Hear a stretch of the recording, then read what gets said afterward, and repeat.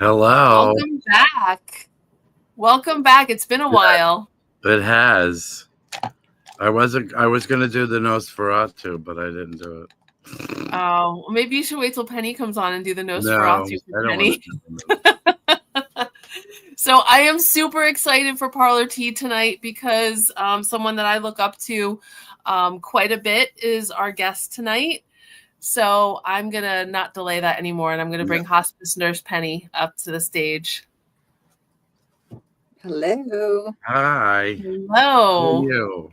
I need to know what Nosferatu is now. I mean, I know who Nosferatu is, but the movie that's out now, everybody makes fun of it because he does this like, and then he talks and it's like, oh, the dead, like, and everybody makes fun of it on TikTok. It's like the big thing on there. So I did it last week. We did like a Sunday service thing, and we talk about like things that are coming into the store during the week. And I did it, and it was just funny. So I didn't even know there was a movie. And I haven't seen any of those TikToks, which is surprising to me. It must not be on that side of TikTok. Don't go down that rabbit hole. It's a good time. Everything. I don't know. I'm thinking that sounds like there might be some good sound bites. There's some laughs on it. Yes. Yeah, definitely. Hopefully they don't get rid of TikTok because I'm addicted to that thing. Oh boy. Yeah, I'm hoping they don't too. I'm a little bit worried. I know. So, well, welcome. Well, yes, welcome. Penny, would you mind giving our audience a little rundown of what you do? Sure. Yeah. So my name is Penny Smith. In my professional life, I'm a BSN RN certified hospice and palliative care nurse for 20 years. And on my personal life, I am Hospice Nurse Penny. So I am a social media death influencer, and I educate about death, dying, and hospice on TikTok and Facebook and Instagram and YouTube. And I've worked in a variety of positions within hospice. I worked in inpatient hospice care, which is at the bedside, in your face, death and dying on the regular. I was a home hospice case manager. I've been an educator. I've worked in regulatory, and I'm currently a hospice quality assurance nurse. And I work 3 days a week from my cabin in the mountains as a hospice quality person. So I've done it all, done a lot. I have a very obvious question. Sorry, John, I didn't mean to cut you off there. Go ahead. So what was it about hospice that drew you in? So that's a very specific genre. Yeah. So first of all, I always preface this part with saying I didn't start nursing until I was 40. I went to nursing school at 40, and I kind of had a rocky road when I was younger. Failure to launch, drug addiction, alcoholism, went to jail a few times, gave my son to his dad to raise, just really wasn't doing very much good things with my life. But I cleaned up my act, got married for a second time, had 2 daughters, and was a stay-at-home homeschooling mom. And after 10 years of marriage to my Special Forces husband, we decided to call it quits. But I had no career to fall back on. Before I married him, I had been a bartender, like that kind of job. So that wasn't going to be conducive to being a mom, single mom. And I decided to go to nursing school. Because I had such a rough start in life, I felt the need to do something that was kind of more service work. I felt like I really wanted to do service work. And about a year before I started nursing school, his stepmother died on hospice. And I just was so fascinated and just amazed by the nurses. I could see that what they were doing was really sacred work. And so that was something that really piqued my interest. I also had death anxiety. I had severe death anxiety. I had never really experienced death up close, had never seen a dead person in real life. And so kind of a little bit of a morbid curiosity, wondering, if I go to work taking care of dying people, is that going to hurt my death anxiety or help it? So kind kind of a bunch of layers that led me to hospice. But I worked for 1 year in a clinic. I started as a licensed practical nurse, and I didn't think licensed practical nurses could work in hospice. I thought you had to be an RN. That's not true, by the way. And so I went to work in a medical clinic, a family practice clinic for 1 year, and knew that I wanted to be an RN and become a hospice nurse. And so kind of started down that pathway. I went to work at a hospital working in med surg so I could get some clinical experience. And they do like cyclical layoffs in hospitals. So after 3 months, I was laid off with all the other LPNs. And there was a hospice care center opening up in the neighborhood. And I thought to myself, you know what? I'm just going to go see if they're hiring LPNs. And I went there, and sure enough, they were. And so I started working there, and pretty much, other than a brief little stint in the ER when I became an RN that lasted for a couple of minutes until I decided I hated it and went back to hospice, it's really been hospice the whole way since then. I mean, that's really what you're doing. Not everybody can do this. And I really admire people that are there for others when other people just like sort of walk away from it because they can't deal with death, or it's a family member and it's heartbreaking, and they're selfish in a way. But I really commend that you do that. I mean, I go into a vet and I'm waiting for people, and people coming out and they're crying. I cry. I get very upset. So I can't even imagine the trauma that you must feel, because you've gotten to know some of these people in a little bit of a way that other people might not, and it just might hit different. Yeah, and I don't really think of it as traumatic or sad. It's an honor. It's a gift to me to be able to be with them. And you're with these people at the most vulnerable time they will ever have in their life, and to be able to kind of guide them through this. And so you're saying some people can't be there, right, because they're selfish or whatever. And I think a lot of it is, some are selfish, but I think a lot of times people are so uncomfortable. They're just so uncomfortable with it because they don't know what it looks like. They don't know what dying looks like. They don't know what death really looks like. They see it on TV and the movies, and it's nothing like that. And so be able to help them to understand that so they can be present with that person is just such an honor. It's just it's just really an honor to be there. And so I don't feel like it is traumatizing. I've worked with some people who couldn't do it, who were traumatized. They just could not separate themselves emotionally from the work. And for me, being with people during this time, it's very raw and it's really real too, and people they'll laugh and they'll joke, and it can be fun. It can actually be fun to work with people during this time. Right. I love that perspective, because I think it's just, from dealing with the situations that I've dealt with, having that person to be the one that's sort of like that, the almost like a translator, like you're translating what your loved one is going through so that we can understand it and be more present and be able to give them what they need. I think that's you're right. It's sacred. It's a sacred honor. Yeah, it's one of my favorite parts about the job is educating people on and normalizing death and the dying process, because I've been with so many family members who were freaked out about what they were observing with their dying person. And as soon as I said, "Oh, that's normal," they were like, "It is? Yeah, that's normal." Oh, the relief is palpable. It's so they're so relieved to know that that's something. Just being told you're normal is like something that cannot be overstated, like overestimated, as far as the impact it has, and not just in hospice, but anything. Like if you're told that you're on the spectrum, but It's normal. Lots of people are on the spectrum. It helps, I think.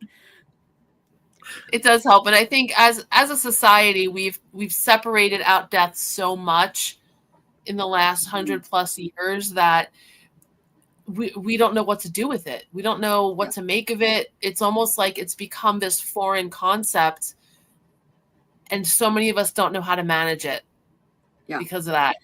Yeah, I say, because of the advancements in medical technology, we have tucked away death into the hospitals and made this into a really taboo topic. It's scary because it's unknown. And then when COVID came along, which is when I got on TikTok, it was like out there everywhere now. Like you cannot hide from the fact that people are dying all over the place. Right. And there were a lot of people who wanted to know more about it. It's the most normal thing that we do. Mm-hmm. It's like literally the most natural thing that we do, and we know nothing about it. Yeah, absolutely. So I might be stepping ahead, but so what were some? So you wrote this book.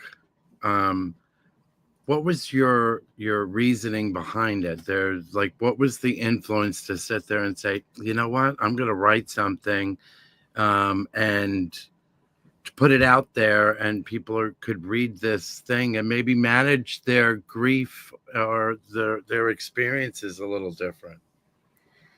I've always been a little bit artistic. I've always liked writing. I'm a good writer. And when I started working in hospice, I was having such profound experiences that I wanted to capture them. And I started writing stories 20 years ago when I started working in hospice. Wow. And just for myself, I would post them on Facebook. And sadly, I gave away my computer and I thought I had downloaded everything from my hard drive, but it turned out I didn't. And so I was able to only rescue a couple of the stories, and then I reconstructed a few of them. But it's really hard once you've written something to redo it, Right. It was heartbreaking. But then probably in about 2018 or 2019, I learned about this Amazon program online where you could write a screenplay, and it would put it into the right formatting for you. And Amazon would choose amateur writers to make shows out of their screenplays. And I hated medical shows ever since I became a nurse. I used to watch ER before I was a nurse. But once I became a nurse, I hated medical shows. They're so unrealistic, and nothing portrayed death and dying authentically at all.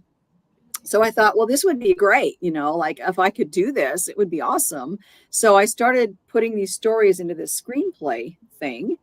And then Amazon said, oh, never mind. We're not going to do that anymore. So then I shelved it. I was like, oh, okay. Did you lose the stories? No. Oh, good. Because you can download everything. So, but I did have to convert them back from the script formatting into the book. So that was kind of difficult. So then I got onto TikTok, and I kept hearing from all my followers, you should write a book, you should write a book, you should write a book. So when I got to have about 100,000 followers, I started thinking, wow, maybe I really could write a book.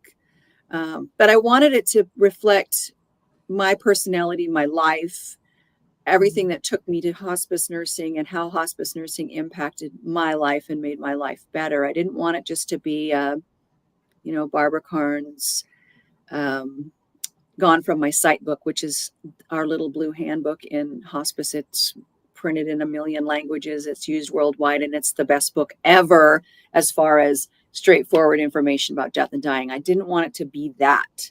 There's already that. I wanted it to be something more than that. And I had already started sharing parts of my life on TikTok, like my sober journey, my background being, put into jail. I had an assault 4 on my record that came to surface when I was in nursing school. It was 14 years past, but it still came up in the background check. And so that was a bit of a drama. I had a website that I started when I was going through divorcing my husband to pay for nursing school because he was in the military. So we had some money, but not a whole lot, and didn't qualify for financial aid. Like too much to qualify for financial aid, not enough to really mean something. So I started a website back in 2002 called Help Me Leave My Husband, and it went viral worldwide. I was on The View. I was on the other half, Fox National News. My website was mentioned in Time Magazine. So I've just had like all of these things in my life that I think are pretty interesting. Then culminating into this experience of being a hospice nurse and working with dying people. And so that's, kind of why I decided I need to write this book.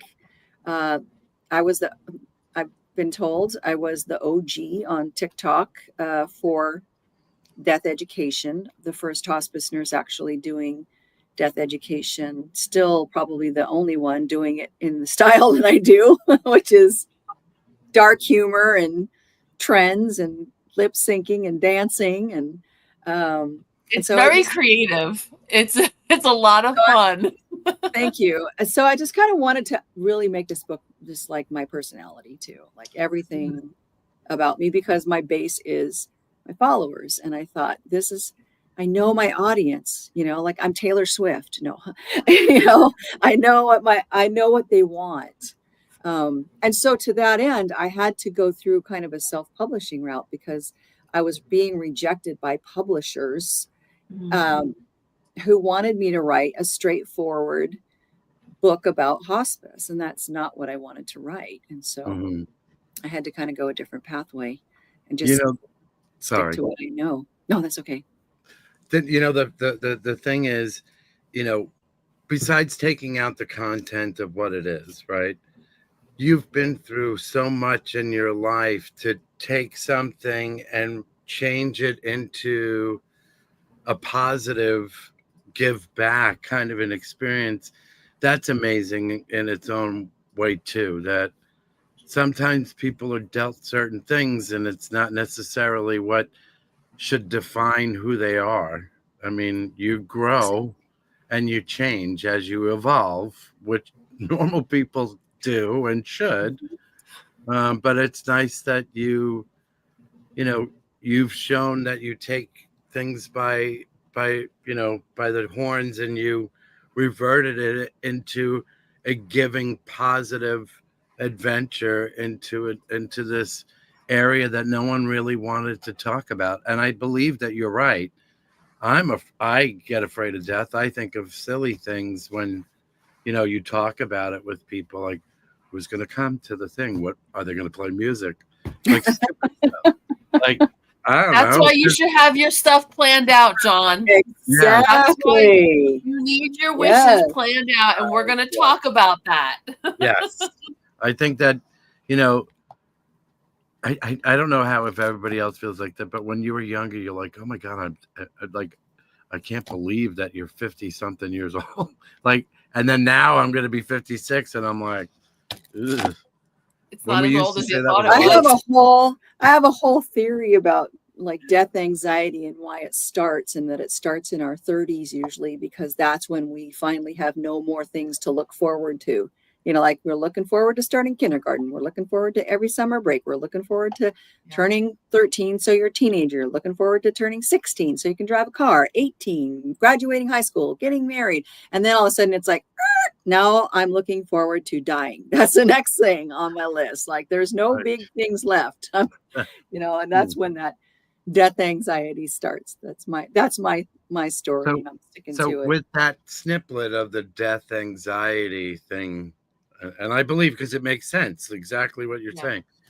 What would be your advice to people that are feeling that way? Is there something that advice you can give somebody to make them feel a little more at ease or something?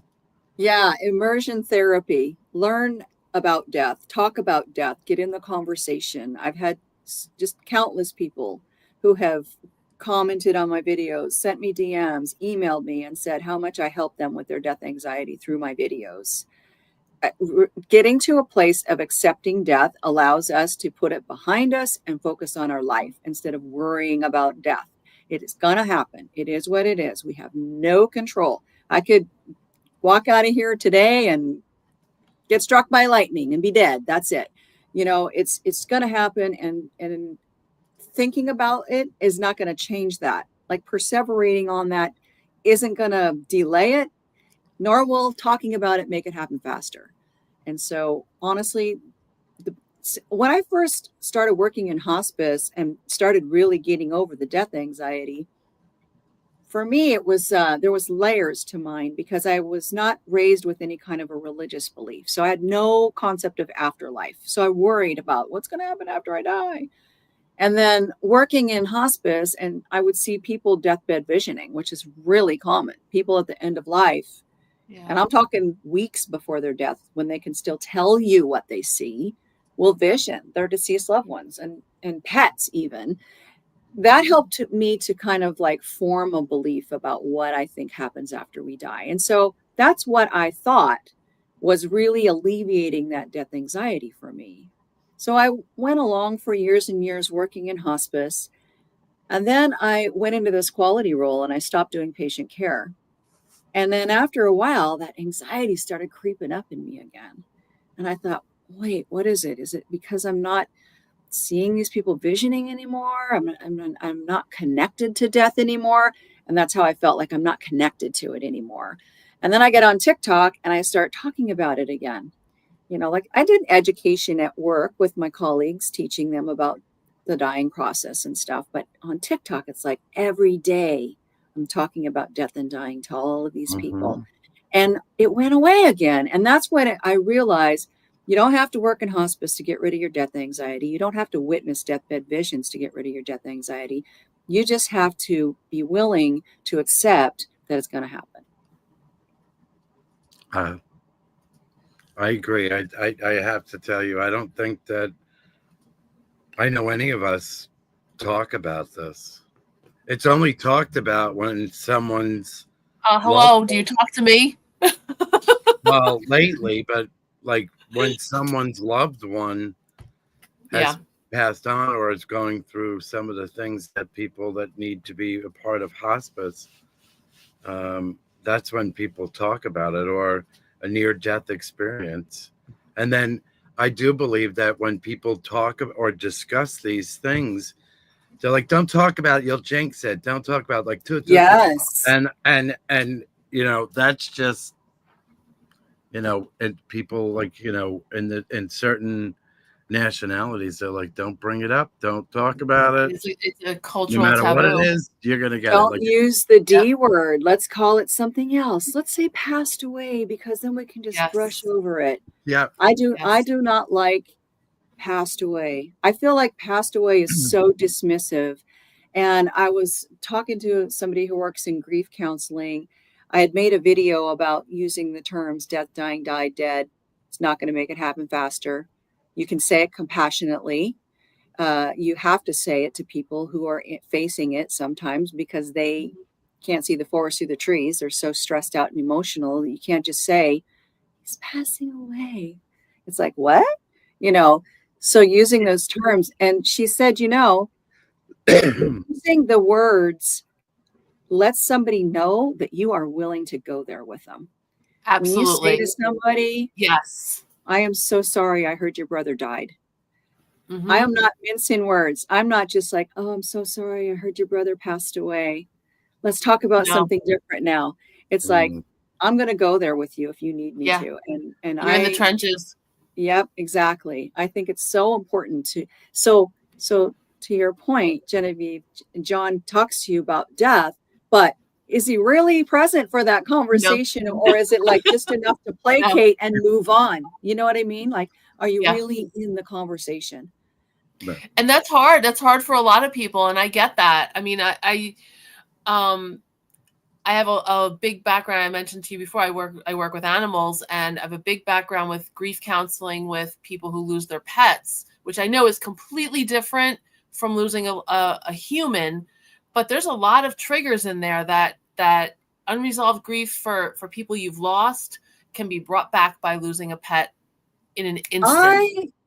I disagree that it's different from losing a human, because Well, yeah, I kind of feel obligated to say that, though. I know you do, because people are going to be like, it's much harder if you lose a child, or if you lose but you know what?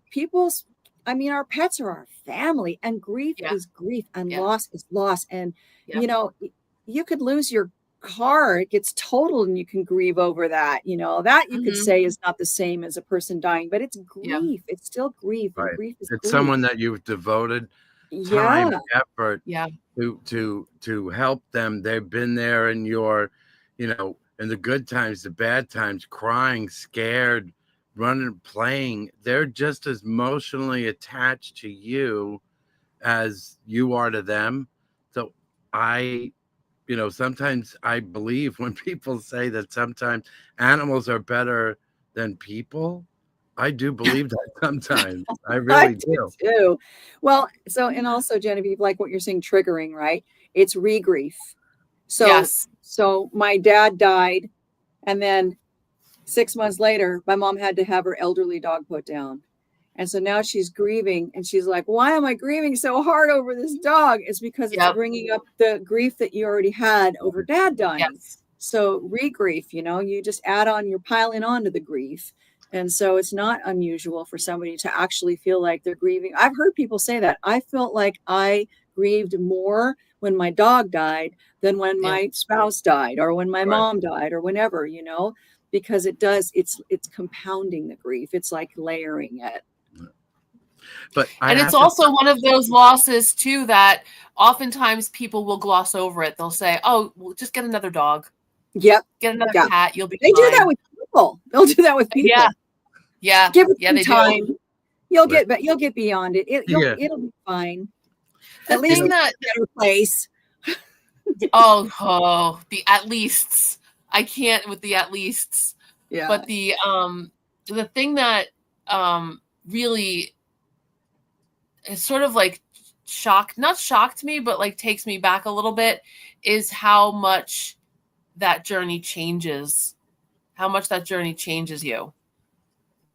It takes you from person A to like, it for me personally, it took me to like almost like the root of who I am, and helped me to kind of get rid of a lot of the stuff I didn't need around me, if that makes sense.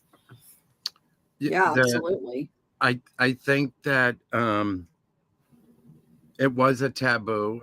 And I think that what you had said, Penny, I totally agree.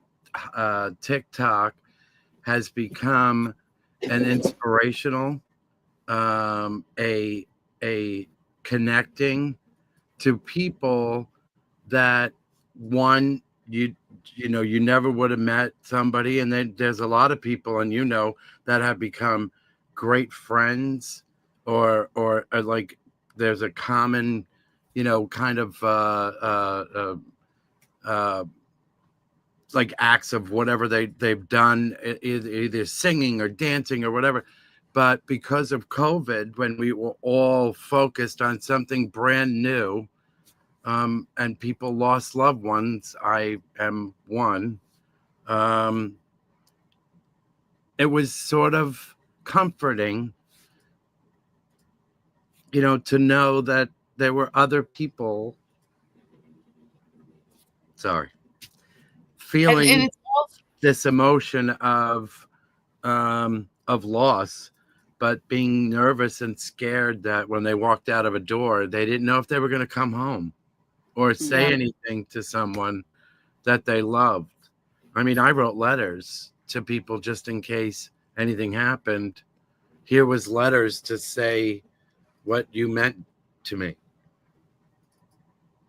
But I mean, we wouldn't have gotten a chance to know your story and how influential you are to a lot of other people that are spreading your word and making it less scared and more comforting to other people, that they would have just shunned it. And I believe that sometimes you don't want to be in that, because then it becomes too much of a reality. So that's why you step back a little bit because you're only going into your comfort, and when it gets too rough, you could just walk out of it, and it's That's not. why TikTok works. Yeah, but it that's is why. Yeah. yeah. I believe And TikTok also, is great. yeah, and also it allowed me to educate people who were maybe not wanting to have to digest to hear a whole long diatribe about people dying, or have a little bit of, lightness brought to a dark topic. Being able to just do like a 10 or 15-second video and getting my point across, in that tiny little blip of time. We have such a short attention spans these days. I mean, that's TikTok is built for those short attention spans, right? True. And Yes. so to be able to like educate in little bits and pieces, it's just more digestible for many people. Right. And for those who don't get the nuances, then I can expand on that, because they'll ask me a question in the comments. Well, what do you mean by that? Or like, I'll do the full code video. Like, I do a lot of full code video, right? Like what for hospice patients. And then I'll have people in my comment section who say, why would a hospice patient want to be full code? Or my agency doesn't allow patients to be full code, which is not true, because Medicare says you have to allow people choice. But then that gives me the opportunity to respond to that and expand on it. So some people get it in the little blip that it is, and some people need more education. And so that allows me to, So but yeah, the bumpier road to get to that level, it's more interesting than the people that get it right away. Even though that's inspiring too, but the thought of taking someone, sort of hand-holding it a little bit, and then it sort of separates, like, Mom, I got it, I can walk now. It's kind of, I think that's more fulfilling. Like, I'm sure that a lot of people feel like if you were gone, then how do we connect? And I think that this was a more modern tool to connect with people and talk about things that, from grief to getting a pet or having a baby, or someone teaching someone how to knit because they go on live. I just think that out of any kind of Instagram, Facebook, whatever it was, I think this, TikTok was so empowering in so many levels.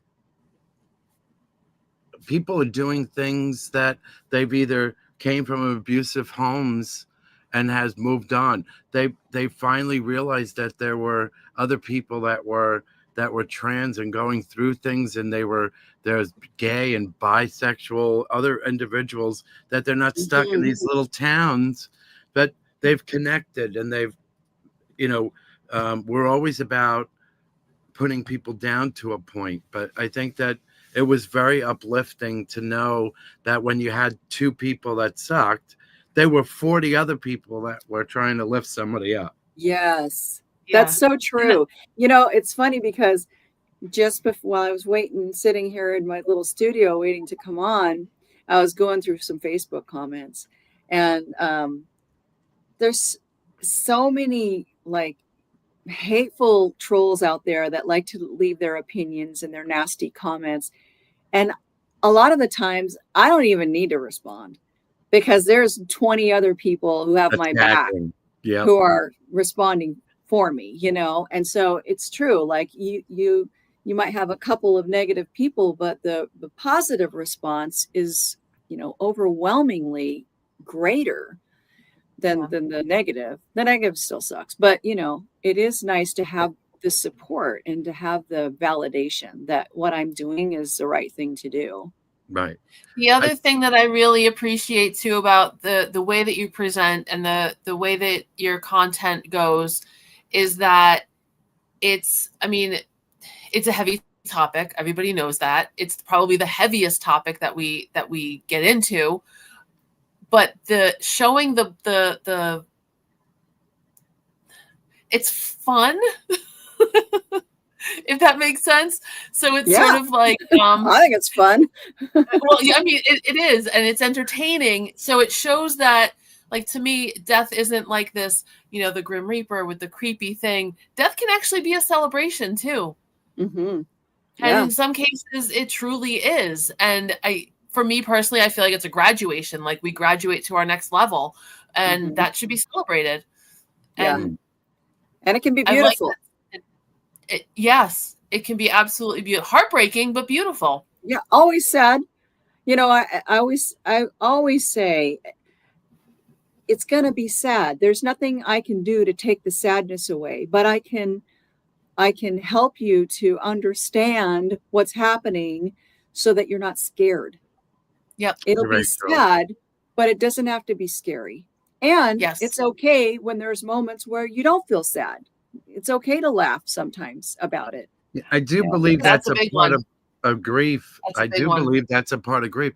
That when people get that, the high about how they're constantly sad and crying and eating or doing whatever to try to push this away, but that split second that there's a laugh or what do you call it? They feel horrible that they did that, and they should have been in that other moment and stay there in that process. And I think that, people should understand that that's just the way things go. You're allowed to do those things. Yeah. Well, when you're embracing it. I have a story like that in my book about, it's the first chapter actually, a single mom whose young son is dying. And when I go to the house, she's playing classical music. And so as I'm leaving, I say, is that the kind of music that he would like? You might want to put on something that he would listen to. And when I came back, she's got this rap music playing, F this, like rap music going on. And I was like, oh, wow, that's quite the change of pace. And she said, yeah, I realized that that's his favorite kind of music. She goes, of course, it makes me wish that I was dead. And then she kind of laughs. And then she says, oh, my gosh, I feel so like I shouldn't be laughing. I can't believe I'm laughing, And it's like, no, it's okay. It's normal. Yeah. You have those moments where humor is a great coping mechanism. It's fantastic. I've always coped with humor. So when are people able, and where can people buy your book? It's available for pre-order now, and it is on any online store that you buy books from, Amazon, Barnes & Noble, Tertulio. They can go to my website. I have a book page there that has all of the down there links. hospicenursepenny.com. The book page has all the links. It's in audio, and I narrated it. It's in paperback, hardback, and ebook, and it's available around the world too now. I found out because that's pretty cool. Hearing from people in Canada that it was like $81 for the hardcover, and that's all that was available. And so I wrote my publisher, and I was like, why is it so much? And she said, well, it's a third-party vendor, and as soon as it releases on the 14th, the price is going to drop down, and the paperback will be available. And it's on, just every Amazon site around the world will carry it. So right now, for sure, pre-order is available in the US, and it's also available in the UK for pre-order. Are you going to be going through a book signing? Are you going to be going through a book signings of the book? There's I have one. You can cover me up again. I love that. That's a great cover. Let's show it again. It is a great cover. You know what's cool about that? So I was telling Genevieve that I was in New Jersey this last summer because my daughter was having surgery, and we stayed in an Airbnb for 10 days, and she was my informal editor. And then when I got my actual formal developmental edits back, we went through the whole book, and I was really having a hard time with the title. I really liked influencing death, but I couldn't figure out a subtitle, and I didn't know how to like tie it all up in a bow. And that idea for that picture just came to me. And her friend's a photographer, and she was like, let me call him up. And, before you go back home, he can come over and we can do this photo shoot. So I ordered a ring light from Amazon. I had my stethoscope with me because my daughter was, getting surgery and I'm a nurse. And so we did this. And I thought, well, this is really good. It just really ties in with the influencing death and the fact that I'm a death influencer because of the ring light. Well, then I thought, well, people who don't know, that I'm a death influencer aren't going to make that connection. And somebody said to me, oh, I thought it was more like you're going into the light. That's what it looks like. Yes. So I thought, oh, okay, well, that's clever. I'll take it. I didn't even think of it, but I'll take credit for it. So it almost looks like an angel halo too. Oh yeah, that's true too. Which I maintain hospice nurses are absolute angels. I have a whole forward in my book about how we're not. No. But yeah, I love the cover. So to answer your question, John, I am at this point, I only have one book signing set up, and that's in Spokane, Washington, which is 3 hours away from me at a Barnes and Noble. Okay. And I'm waiting until it releases to see how much interest is generated. I would like to go on a book tour. But if I do, it's like on my own dime because I don't have a publisher. Like I did a hybrid publishing situation. So I paid the publisher to publish my book. But I'd still love to do it. And like I'm doing a keynote speech in Connecticut in May. So I'm thinking I'm going to try to find a bookstore there. And, I've got We're things not going too far on. from Connecticut, by the way.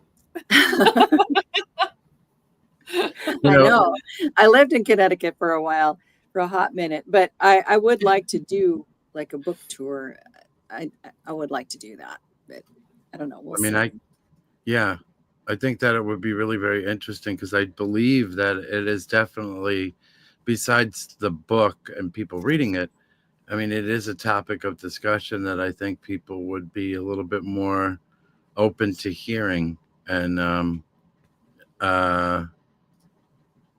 trying to think, like, since it is a self-publishing, but I don't know, maybe are you going to get some of the books that you could have, like when you're online, someone can buy it and they can sign it, like, Well, I have to ship it. A lot of people have asked me that. How can we get an autographed copy? And I would have to ship it. So that could run into a whole other job for me and more expense as well. Well, you just ask them to pay the shipping. They want it. Yeah. But I mean, I might consider doing that. I don't know, but it's a lot more work for me to do that, so I'm not sure. I've had a lot of people that have asked me about that. I'm just thinking like once it's published, like I've reached out to some bookstores already. There's one in Grand Forks, BC, Canada, real close to us, and haven't heard back, but I'm thinking once it's released, I'm going to get more traction when I'm, because I have to arrange it with the bookstores. They have to be willing. I wrote to one bookstore, a Barnes and Noble in Western Washington, and they were like, oh, we only do fiction books now. We don't do nonfiction. I was like, okay. So the bookstores have to be willing to have me there to be able to do that. But I'm just hoping, we'll see how it does. It's doing really well in pre-order right now. So that's good. Good number one in a couple of different categories on Amazon. It's done really well for pre-order, which is great. It means a lot of people are ordering. I've sold almost 4,000 copies of the hardcover and the paperback. That doesn't include the audio or the ebook. And first-time authors usually only sell 100 to 200 books in a year. And I've already sold almost 4,000. So that's great. But where the rubber meets the road is when people read the book. And do they like it? And are they going to give me good reviews on it? That's what really matters, And so far, people who have read it, because there's advanced copies that have gone out. There's this thing called, I forget what it is now, but people can get electronic versions of books in exchange for writing an honest review. So I've had quite a few people who have done that, and my publisher sends me the reviews, and they go on Goodreads, and they've been good. They've all been good. It's That's a good all thing. the reviews have been good so far. So So hopefully. if someone purchased, what would you like for your book? Like, what is the takeaway? What would you like someone, if reading your book, what would be the takeaway from this?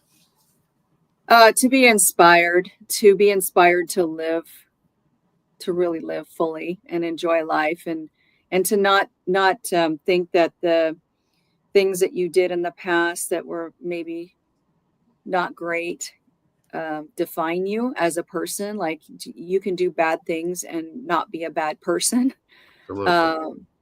To know that the best way to have a good death is to be willing to talk about it first, you know. And the best way to have a good life is to know that death is going to come for us all, and we can accept that and live our life so much better. It helps you to not sweat the small stuff as much. I mean, like I say, I still get annoyed if I am trying to open a kitchen drawer and there's a spoon stuck in there and I can't get it open, but generally speaking, I try not to sweat the small stuff as much. I have a lot more compassion. I think it makes us better humans. That's what I want my so too. book I to agree. do for people. I want Make us them to better be humans. That's a really better good. human by Great. That's great. inspired to be a better human. I think we need a lot more of that. Yeah. So, Yeah, I mean, that's what I want from this book, and it's definitely not about the money. I would love to be able to recoup what I put into it. It was expensive, but my social media paid for it, so that's pretty sweet. But mostly, I just want as many people out there who could really use the information to be able to get it. and I think that's great. I think that the whole idea of, because you could look at it in two ways. One, putting it out there and how to talk about death and how to deal with death from someone that your love is passing on sooner than maybe later in their lives. But you're also building knowledge and compassion and empathy during a topic that would be considered sort of the darkness, but you're trying to shed some light into a conversation that a lot of people don't really want to talk about. So I think that's both two different things that are inspiring, that you're putting out that empathetic, sympathetic kind of compassion as a human being to people, period. And I think there's two different things there. And I think that's awesome. Because I think that one had a long time ago. I held the door open for an elderly woman, and she was shocked that I even did it. And I was just like, I was always taught that ladies go first. You hold the door, and that's just the way it is. And yet there are people who are going to say, "You're misogynistic for holding the door open for that woman."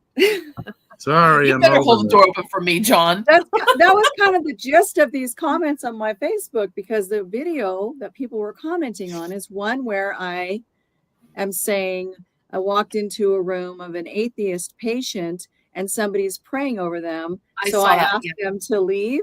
And so many people are in the comments going, "It's not your job to tell them to leave. It's okay to pray over somebody," and da da da da. And other people really see it for what it is. No, you're honoring and respecting that person's journey. You're honoring their spiritual choices. You are advocating for that person, so it's like there's always still going to be some people who are going, "You shouldn't have done that," but by and large, other people are responding positively. And that is really something that is so encouraging, to know that there are people who still really care, and hoping that these people who leave these comments, maybe some of them will get the clue, like, okay, I guess we do need to honor other people from other walks of life. Right. They do deserve to have their own beliefs.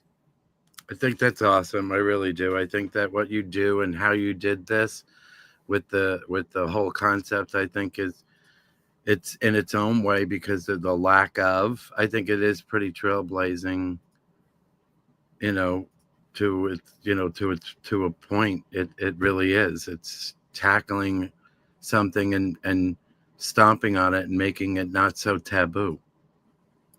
So, which is Taking great. the stigma out. That's the Yeah. that's why. So, It's when does the it's book still come real. out? Sorry, Genevieve. You just So keep cutting me off tonight. So, like I said, it's available for pre-order now, and it gets released on the 14th. So Oh, 7 days. We're in the 1 week countdown. there you go. That's Yeah, awesome. I'll be I know. reading I'm it on my super trip excited. next week. Well, last night I was like thinking, oh my God, I have to make a whole bunch more content when it comes out. Like, so I've done all this content for pre-order. Now I'm like, Yeah. oh, now I got to make more content for when it comes out, and people are going to be sick of hearing about my book. Are you thinking They of a should second be. book? No, they should. They should be, because it's an incredible accomplishment, and everyone should hear about it. If I wrote a book, no, I would never shut up about it. It's really very funny. You're the third creator that I know on TikTok that has been inspired, had it in the back of their head, and has turned it into a fruition of a book. And I think Really? that's amazing. It really is. A lot of And work. that's what I think, that there are so many, like you did, the haters. There's tons of haters. There's always going to be haters, no matter what it is. But I think there's so many uplifting individuals that will help carry you along till the other haters don't even matter and you don't even hear them anymore. Yeah. Which is amazing. Yeah. I So agree. It's funny though. It's human nature to look at the negative comments. That's how our brains work. I have to be really mindful to not zoom in on the negative ones, and to make sure that I read the positive ones. And it's always, don't drink, don't smoke, don't touch that, don't lick this, don't do that. And what Yeah. do? We do everything that they say don't do. So, We have one bad review about our shop, and I harp she on went that nuts. bad review all the time.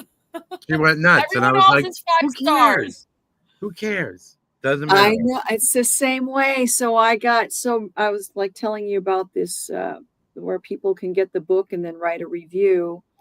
And I got 2 reviews that were glowing, but they only gave me 4 stars. I was like, why didn't they give me 5 stars? It's a glowing review. There's nothing wrong.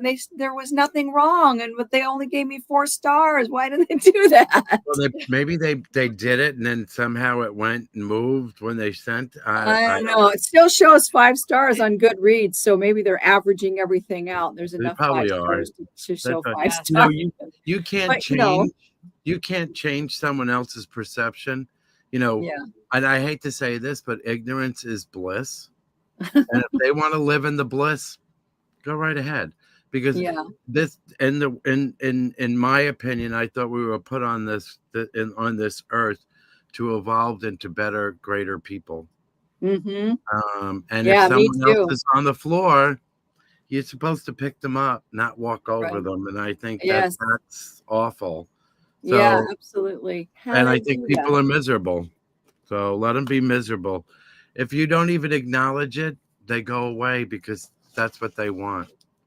Yeah, I like to acknowledge it too, though, because I like to make them look stupid. Sorry. You put little puns in your conversation that makes it, and then they get it. If they get it, they get it. But yeah, if you address it live, like like write it back, then I think that it just belittles the whole content of it. So you could say, I'm very sorry that you feel that way. I hope you have a day you deserve. That's our favorite one. That's it. Have the day you deserve. That's it. Yeah. So is there anything else that you like to plug besides living in seclusion in a cabin that I'm jealous that you're probably snow-filled with animals?